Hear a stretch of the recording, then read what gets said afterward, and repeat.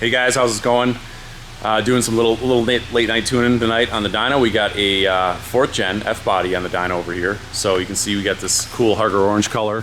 So this is a 2002 SS, and this is a Berger car. So GMMG built these for Berger Chevrolet back in the early 2000s, and this is the last one built in 2002. So this is a pretty special car, number 100. It's again done by GMMG back then. It's got some of their cylinder head work on it. It's still their ported heads. It's got their ported throttle body. It's got a small camshaft in it, and you can see it's got some of their, it's got their decals and their work done. So this is a pretty cool car. This is pretty special. One of our really good customers, a really good friend of ours, owns this car. It's part of his collection, and he's owned it for a long time, and he's been dealing with drivability issues forever on it. And it would hold RPM when you'd stick the clutch in. So it's a 6-speed manual, and the RPM would flare. It would do that thing where it kind of wanted to drive itself down the road when you let off the throttle. And when you turn the air conditioning on, it didn't want to hold an idle. So, and he's just been kind of dealing with it for like that. They don't drive it a whole lot. It's his wife's car, and they drive around here and there, but he finally got it down to us for us to fix it. So we kind of started going over things, and I started doing some tuning on it and realized that the idle, read the tune out of it. And again, this was tuned back in 2002, and stuff was done a little bit different back then. We didn't have the knowledge. I started tuning around that time, and a lot of guys just didn't have the knowledge and the experience on this LS1 stuff, because it was still pretty green. It was still new at the time.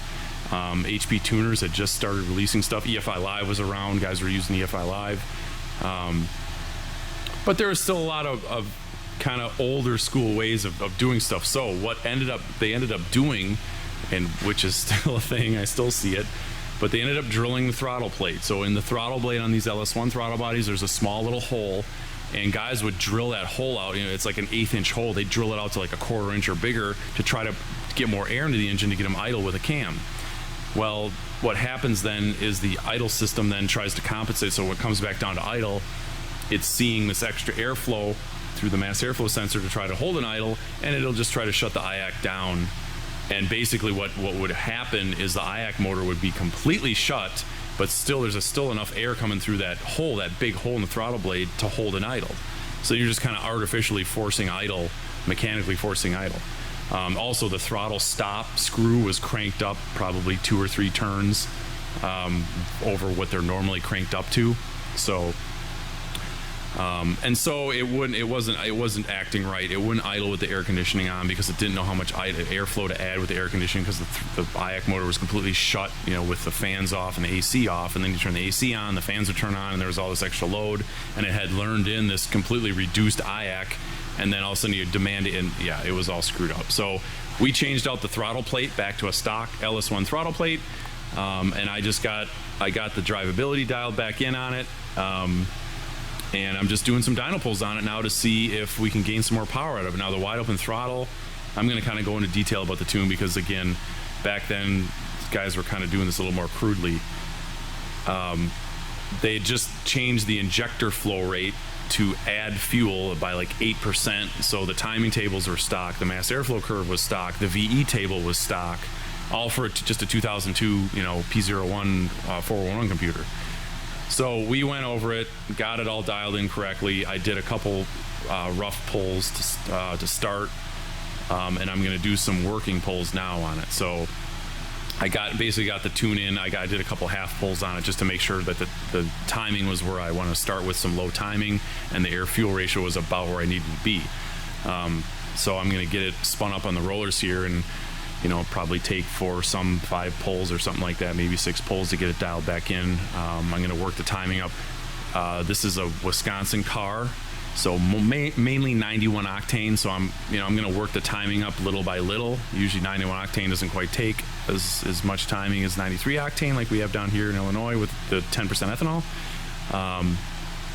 But we'll get to that towards the end of the video when I do some working runs and But this is just a super clean. I love the color, the white stripes. It's a super cool car, I think. I'll just kind of do a walk around here so you guys can see it. It's low mileage. I think it's like 20, maybe not even like 20,000 miles on it or something like that. So it's got a good sound to it. Little cam chop. I can fire it up here and we can listen to it before I start doing some pulls on it. And obviously you'll get to hear it run on the dyno here. And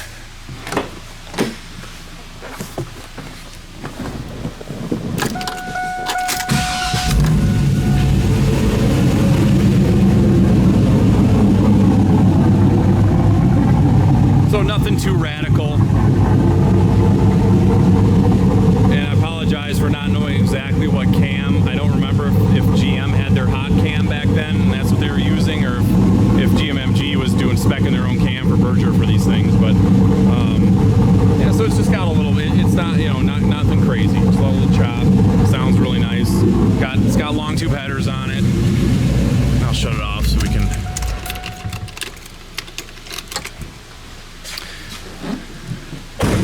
I'm kind of skipping stuff around here. It's late at night and I've had a long day, but so yeah, you know, this is an O2, so it's got the better intake manifold. Heads are ported. It's got long tube headers. The throttle body's ported. It's got like this hydro dipped lid on it. I'm trying to think what else. I think it's got a 180 thermostat in it with the way the coolant temp wants to run, which is cool. Yeah, you know, just a kind of a heads, you know, basic heads cam LS1 package on these, and yeah, pretty nice little build. So they were cool cars back then, and they had, you know, the hood on them here was a actual ram air hood like an SS had with the induction on it, and with the stripe they rated them at 435 horse. So I think we'll just based on what I kind of saw already with a couple short pulls, I think we'll be upper 300s with it. So maybe 385, 390, something like that. I don't know if we'll hit 400. I don't think it's got enough camshaft to hit 400. So and I should say it's got catalytic converters on it too, and they're the older kind of sport cats that were available back then. They're not like the high flow cats. So those are kind of restrictive. So, but it's again, it's not a race car. It's not. They cruise it around, and they just want it to run properly, and they want to be able to run the air conditioning without it shutting off on them. So all right. So I'm gonna put the camera down. We're gonna spin this thing up, do a couple pulls, get the tune dialed in, and then we'll go over the numbers and see what kind of power and torque this thing will make.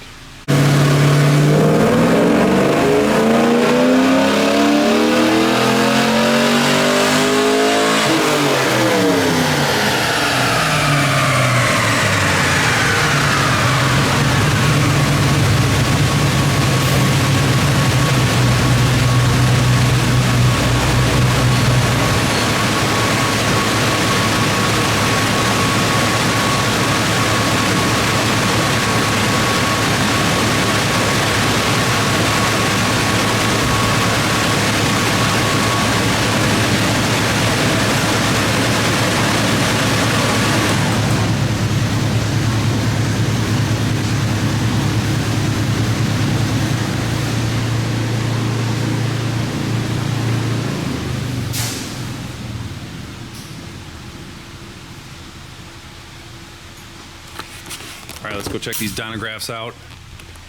So, worked up this tune.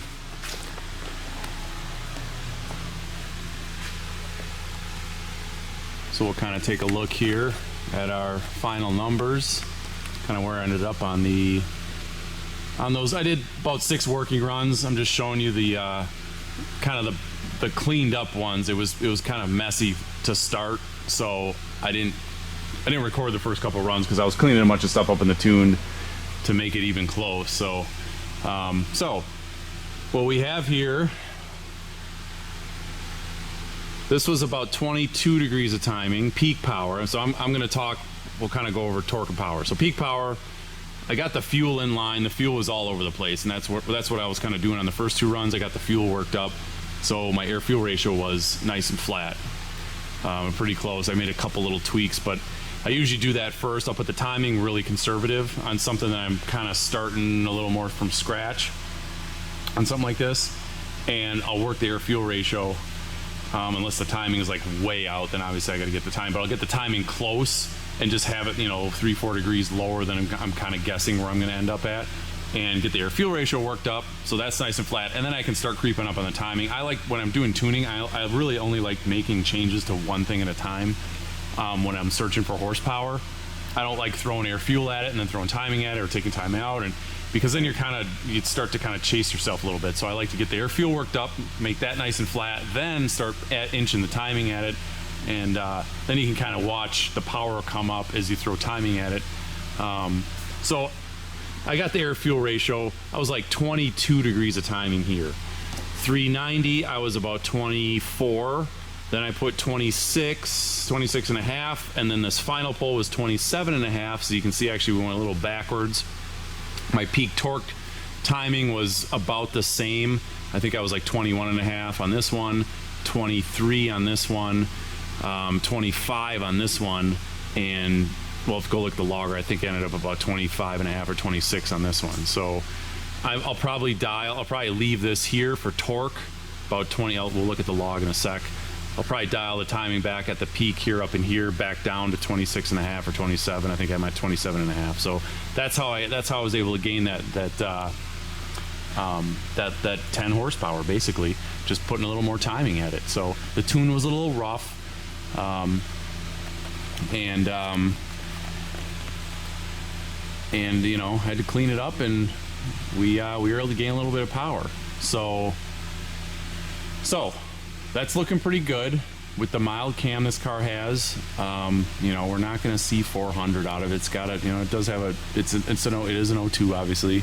So it's got that better intake manifold on it, but it's got a pretty mild cam in it. So it doesn't have a huge, MS4 style cam in it where we're going to see, well over 400 wheels. So I'm good with that. This car is, again, it's a 91 octane car. It's not something that's raced. It's it's a cruiser / car collection car, so we're not pushing this thing to the ragged edge of anything. There's no point of that. So we can go take a look at the log, and get the key out here so we're not beeping. So data log, and this is just kind of air fuel ratios that I know that heads cam LS1s like. Anything heads cam, you can. I lean it out a smidge on the top end to try to extract a little more power, but you can see I'm a little I kind of go as far as lean rich. I kind of go with the VE curve a little bit, but so again, I'm talking lambda, so you can see I'm kind of scrolling across here, 0.88, 0.7, 0.86, 7, 6, 7, and I lean it up 0.88 at the top. So timing, we're 26 and a half. At peak torque, we were 26, so 26 and a half, 4,200, 26, 5,300 where peak torque was, and then I ramped it up to 27 and a half. Obviously, that we kind of went backwards. I was a smidge warmer, like 5 degrees warmer on the coolant temp on this run than I was on that 394 run. So that might be just splitting hairs here. But since that extra timing did nothing, I'll probably just dial this timing back where it kind of ramps up at the end here. I'll probably just dial that back down. So it probably, from there, 5,700 and 26 and a half, I'll just flatten it out so it doesn't climb up like that. So otherwise, yeah, pretty simple LS1 tune up here. I don't think there's really much else to go over on this data log. All these runs, this car I believe has a 180 thermostat in it, so all these runs I was about in the 180s, 183, 5, 7, 183, 185, 187, somewhere in there. That's where I was doing the dyno pulls. So air temp, it's about 80 degrees. It's a really humid night here in the shop, so I think the humidity is like 80% right now, but that's what our dyno weather station is doing for us, is doing some correction, our SAE correction. So yeah, we'll I think we'll leave it at that. And this thing I did again, I went over some drivability on it and fixed that up too. So with that throttle blade, and we got that fixed, and I got the idle air in line where it should be. Again, these older tunes where, you know, some guys had other little tricks where they drill that hole out in the throttle body and to try to get the idle more stable, and that just would throw the idle system off, because then you got the idle IAC motor trying to shut down further, and your idle airflow. Actually, we can kind of go back to that. I know I was talking about that before.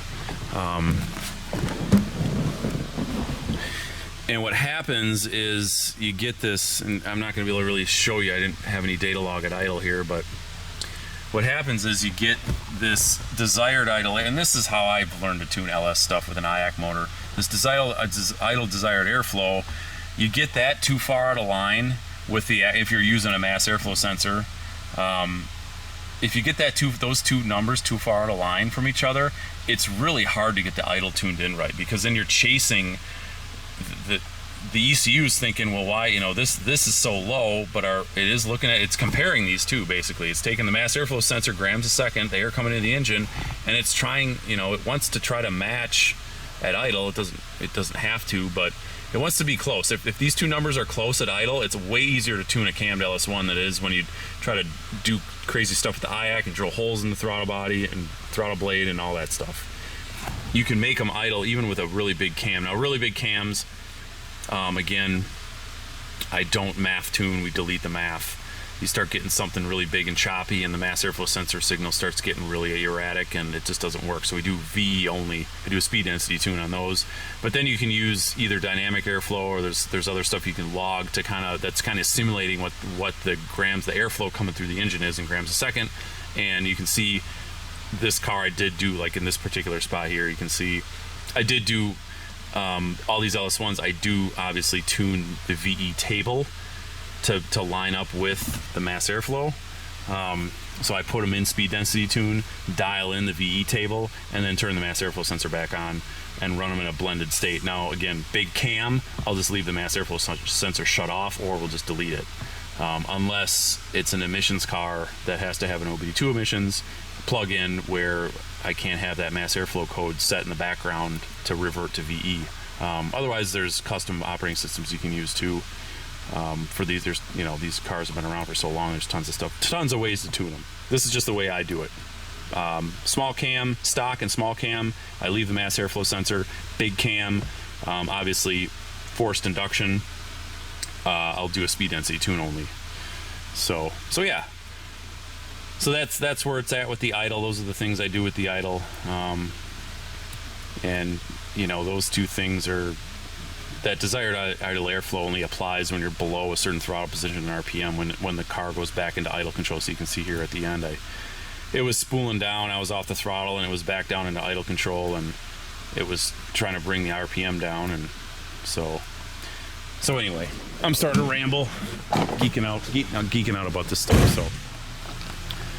So yeah, thanks for watching, guys. That'll do it for this one, and keep checking back on the channel. I know I haven't put a lot of dyno videos out lately, but we just got so much mechanical work still trying to catch up from last year and the COVID stuff. We're still trying to get some of this stuff done in here, so I'm here and there on the dyno, and hopefully towards the end of the summer this dyno stuff's going to pick back up and I can put a lot more videos out. I really enjoy doing these videos for you guys and showing the process of tuning this stuff and power gains and how we get power and how we kind of put together a tune. And I'll have some more time to kind of go over tuning processes too, where do a poll, I can show you guys what I'm changing, and do another poll after changes, and we can see power gains or power losses, or the process, more of the process versus just showing you guys dynographs. But right now, I mean, it's 10:30 here at the shop right now, and I work late and we're still trying to get stuff done. So anyway, thanks for watching, guys. Keep checking back on the channel, and we'll see you around.